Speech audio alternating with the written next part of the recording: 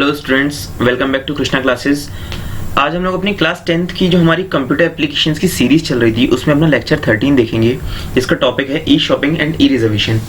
हालांकि ये टॉपिक इतना इंपॉर्टेंट नहीं है, बट फिर भी जैसे कि मैंने आप लोगों को बताया था पहले भी कि हमारे सिलेबस में देखा क्लास 10th के में, तो हमें कवर तो करना ही है। और ऊपर से जो ई शॉपिंग और ई रिजर्वेशन के टॉपिक्स हैं, ये अगर कभी कभी पूछे गए हैं बोर्ड में तो ज़्यादा से ज़्यादा 1 मार्क्स के क्वेश्चन में पूछ लिया कि डिफाइन ई शॉपिंग और give any one example of E shopping, या फिर give any one example of E reservation. बस इतना ही क्वेश्चन इसमें से अराइज होता है। हालांकि इसमें से कोई ज़्यादा क्वेश्चन अराइज होता नहीं है।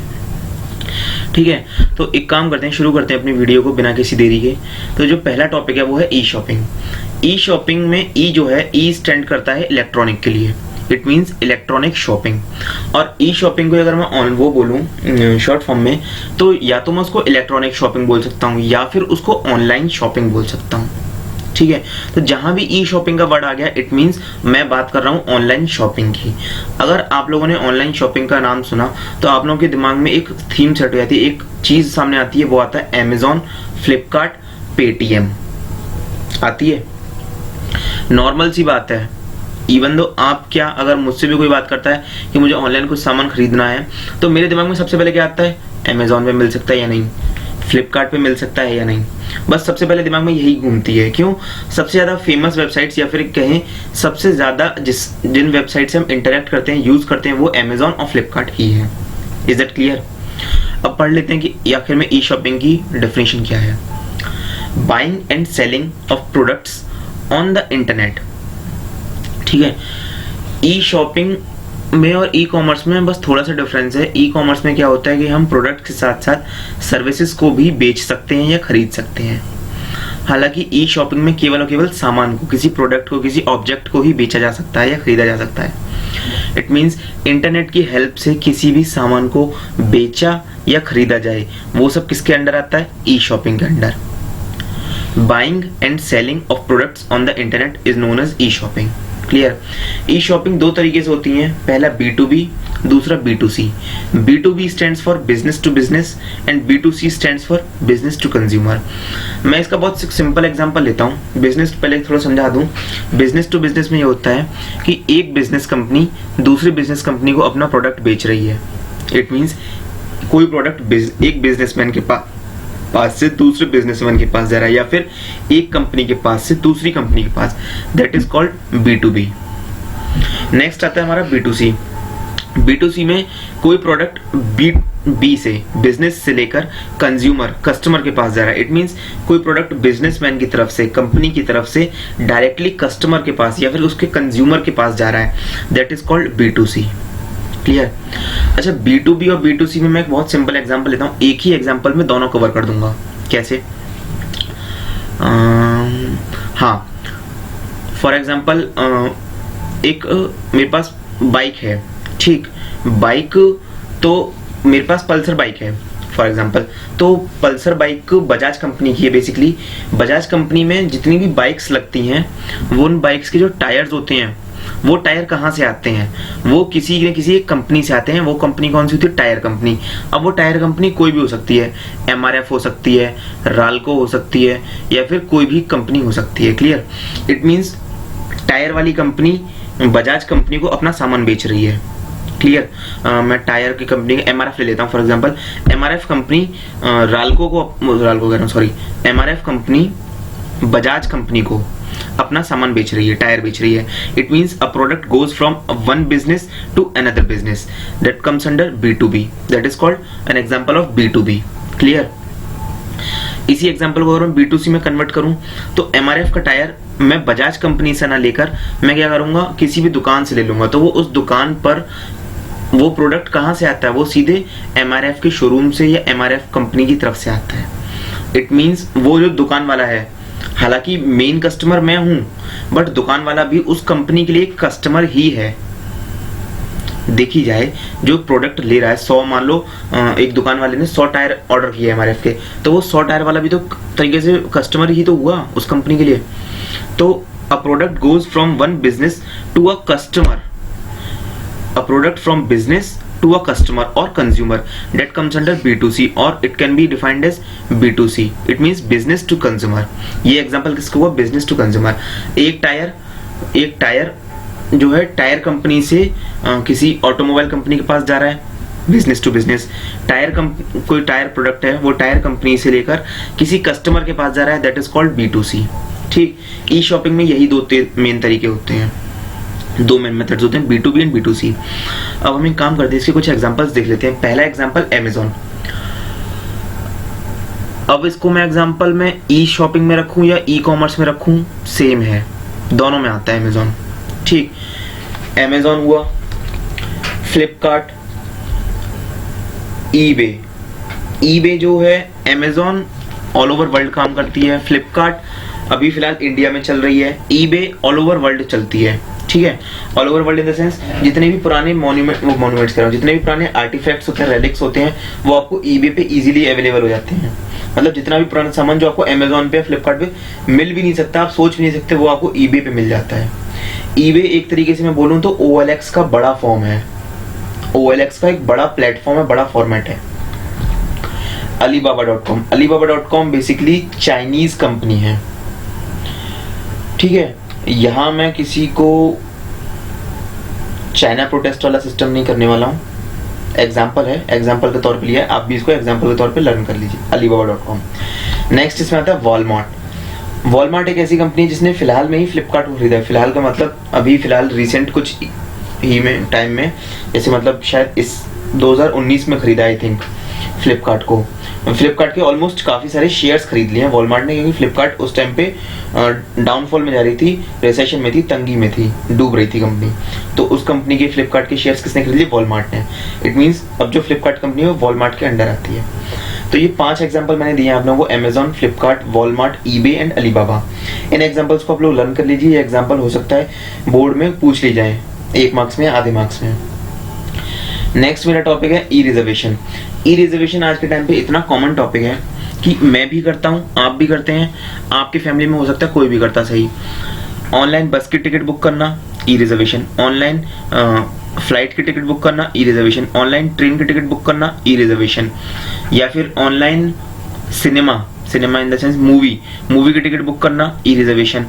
या और क्या बोल सकता हूँ मैं इसमें, जो शो चलते हैं, शोज में इट मीन्स लाइव शोज, जैसे कि दिलजीत दोसांझ आई थिंक आप लोगों ने नाम सुना, पॉपुलर पंजाबी सिंगर है। ये जब कोई लाइव कॉन्सर्ट करते हैं, लाइव शो करते हैं किसी बड़े जगह पर आकर, तो बहुत सारी ऑडियंस आती है, भीड़ आती है, इकट्ठी होती है, क्राउड, तो उसके लिए भी टिकटें बिकती हैं। ठीक है, तो उसको क्या बोलते हैं, उसको लाइव कॉन्सर्ट या लाइव शो बोलते हैं। उसकी भी टिकट कहाँ से बुक हो सकती है? ई रिजर्वेशन के थ्रू। अब मैं थोड़ा सा बता देता हूँ आप लोगों को ई रिजर्वेशन में होता क्या है। E reservation stands for electronic reservation और ऑनलाइन रिजर्वेशन। जहां भी वर्ड ई आता है, आप ई को इलेक्ट्रॉनिक से रिप्लेस कर दीजिए या फिर ई को ऑनलाइन से रिप्लेस कर दीजिए, वो आप उसकी फुल फॉर्म हो जाती है, वो उसके एक्रोनिम मतलब बन जाता है abbreviation. Process of booking tickets over the internet. Internet की हेल्प से या फिर इंटरनेट के माध्यम से मैं किसी भी प्लेटफॉर्म पर टिकट को बुक कर दूं या उसके प्रोसेस को, वो सब किसके अंडर आता है? ई रिजर्वेशन के अंदर। अच्छा, बुकिंग टिकट में क्या क्या आ सकता है? बस ticket, train ticket, flight ticket, live concert ticket, cinema hall movie ticket और एनीथिंग, कुछ भी आ सकता है। ठीक है, इट मींस टिकट्स आ गई। टिकट्स को बुक करने का काम क्या हो गया?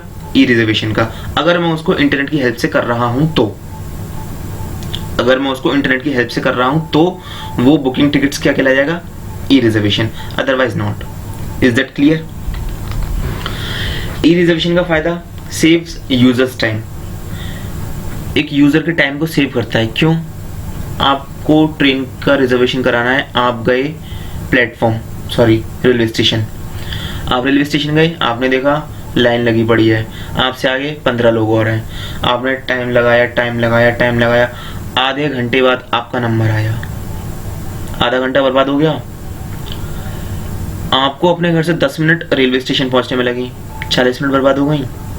5 मिनट आपने कपड़े पहनने में बर्बाद किया मतलब टाइम यूज किया, वेस्ट किया, जो भी कर लो। 45 मिनट्स हो गए। 10 मिनट आपको वापस घर लौट के आने में लगी, 55 मिनट्स हो गई, अप्रॉक्स 1 घंटे का टाइम लग गया आपको टिकट बुक करने में। और यही अगर मैं इंटरनेट की हेल्प से करूँ तो कंप्यूटर पे बैठा, अपना कंप्यूटर ओपन किया, इंटरनेट कनेक्ट किया, अपनी वेबसाइट ओपन करी IRCTC की, लॉगिन आईडी पासवर्ड से लॉगिन किया, नेम, एज और मेल फीमेल डाला, कहाँ से कहाँ जाना है उतना किया, पेमेंट किया, टिकट मेरे हाथ में, PDF के फॉर्म में टिकट मेरे हाथ में। क्लियर? 5 मिनट का काम, मैक्सिमम से मैक्सिमम 10 मिनट लग जाएंगे। 1 घंटे के टाइम से तो बचा मैं, घर का घर में हूँ, ठीक है, घर का घर में ही हूँ, कहीं गया तो नहीं, टाइम बचा। जो मेरा टाइम बचता है ना, ये कौन करता है? ई रिजर्वेशन या फिर जितनी भी ऑनलाइन सर्विसेज होती हैं उसमें हर जगह जहां भी ऑनलाइन सर्विसेज का इस्तेमाल होगा वहां पर आपका टाइम सेव ही होता है। ई रिजर्वेशन में भी टाइम सेव हुआ, ई शॉपिंग में भी टाइम सेव होता है। ई शॉपिंग में टाइम सेव कैसे होता है? कोई कपड़ा मुझे, कोई शर्ट है जो मुझको 300 रुपए की, मतलब कोई शर्ट है मुझको पसंद आ गई, दुकानदार पे गया, उसने बोली भाई साहब 300, मैंने की भाई साहब 250, बोला भाई साहब नहीं 300 की मिलेगी, वो मैंने की 250, अच्छा 290 दे देना, मैंने की 250, अच्छा 280 दे देना, मैंने की 250, अच्छा 270 फाइनल, इससे 1 रुपया कम ना नीचे। 15 मिनट तो मैंने बहस करने में निकाल दी, बार्गेनिंग में। ठीक है, वो सेम सिस्टम ऑनलाइन नहीं होता। ऑनलाइन शॉपिंग में एक प्राइस होते हैं, फिक्स्ड होते हैं, आपको समझ में आता है आप बाई कीजिए, नहीं आता आप आगे बढ़ जाइए, सिंपल। टाइम सेव हो रहा है। ई लर्निंग में भी टाइम सेव हो रहा था, मैंने लास्ट वीडियो में कवर किया था। ई बैंकिंग में भी टाइम सेव होता है, लास्ट मैंने कवर किया था। तो ये सब क्या हो, इनमें टाइम सेव हो रहे हैं मेरे। अच्छा, मैं ई रिजर्वेशन के कुछ एग्जांपल्स देख लेता हूँ कि किस किस प्लेटफॉर्म से मैं अपना टिकट को बुक कर सकता हूँ। IRCTC सबसे बड़ा एग्जाम्पल। कोई भी ट्रेन टिकट बुक करनी हो IRCTC की वेबसाइट पे जाइए, ऑफिशियल वेबसाइट पर यात्रा.com पे आप बस की टिकट बुक कर सकते हैं, होटल की टिकट्स बुक कर सकते हैं, ट्रेन की टिकट बुक कर सकते हैं, फ्लाइट की टिकट्स बुक कर सकते हैं। बुक माई शो, किसी भी मूवी की टिकट, किसी भी लाइव कॉन्सर्ट की टिकट, लाइव शो की टिकट आप बुक माई शो से बुक कर सकते हैं। मेक माई ट्रिप, MMT, आज के टाइम पे देखा होगा आपने टीवी पे MMT के बहुत ऐड आते हैं, तूने MMT किया क्या, इस तरीके से करके। तो MMT क्या है? मेक माई ट्रिप। इसकी ये भी इसका काम क्या होता है? ई रिजर्वेशन करना। किसी भी तरीके की ट्रिप टिकट को बुक कर सकता है, फॉर एग्जांपल होटल, फ्लाइट, बस, ट्रेन, किसी भी तरीके की टिकट। इतना क्लियर हुआ? तो इस टॉपिक में हम लोगों ने क्या कवर किया? ई रिजर्वेशन। इसके बाद जो नेक्स्ट टॉपिक है वो है ई ग्रुप। बहुत छोटा टॉपिक है, कोई ज़्यादा बड़ा टॉपिक नहीं है, इसको भी कवर कर लेते हैं। E group stands for either electronic group और ऑनलाइन ग्रुप। ई का मतलब इलेक्ट्रॉनिक या ऑनलाइन। ठीक, online group of people who interacts with each other. एक ऐसी जगह जहां पर पीपल ऑनलाइन मिल रहे हैं, मतलब एक दूसरे से ऑनलाइन कनेक्ट हो रहे हैं, उसको बोलूंगा ई ग्रुप। ठीक है, अब वो E group WhatsApp group, Facebook group, Twitter group, LinkedIn group, Snapchat group, कुछ भी हो सकता है, कोई फर्क नहीं पड़ रहा, होना ऑनलाइन चाहिए। एक ऐसा ग्रुप, ऑनलाइन ग्रुप, जहां पर लोग आए, एक दूसरे के संग बातचीत करें, इंटरेक्ट करें, that is called e group. Clear? It allows the members to create and read post, comment and share the contents. Online group में जितने भी मेंबर्स होते हैं उनको ये हक मिलता है, उनको परमिशन मिलती है कि वो पोस्ट को क्रिएट कर सकते हैं, बना सकते हैं, पोस्ट को रीड कर सकते हैं, कमेंट कर सकते हैं उस पोस्ट पर, उस पोस्ट को या उस कंटेंट को शेयर कर सकते हैं। ठीक है, लेकिन दूसरे की पोस्ट को एडिट नहीं कर सकते। फॉर एग्जाम्पल मैं हूं और मतलब मेरे 3 फ्रेंड्स और हैं एक ऑनलाइन ग्रुप में, तो मैंने एक पोस्ट क्रिएट करी और अपलोड कर दी। क्रिएट पोस्ट हो गया, किसी ने मैंने कोई पोस्ट क्रिएट करके, बाकी मेरे 3 फ्रेंड्स ने उस पोस्ट को रीड किया। ठीक, उस पोस्ट पर लोगों ने कमेंट किया, उस पोस्ट को अपने ही फ्रेंड सर्कल में या अपनी फैमिली सर्कल में उसको शेयर कर दिया। क्लियर?